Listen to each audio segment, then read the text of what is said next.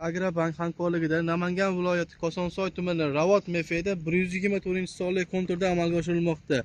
Bu yerda kartoshka ekilgan. Maydon hajmi 10 gektar.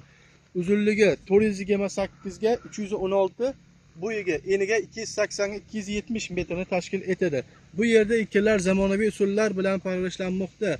Hozirda ekinlar unib chiqish davrida. Ekinni yetishtirish 90 kun davom etadi. Yetishtirish jarayonida sug'oriladi. Tabiiy va mineral o'g'itlar bilan oziqlantiriladi. Ushbu loyihaga 30 ta dehqon xo'jaligi biriktirilgan bo'lib, har bir dehqonga o'rtacha 33 sotixdan yer maydoni to'g'ri keladi.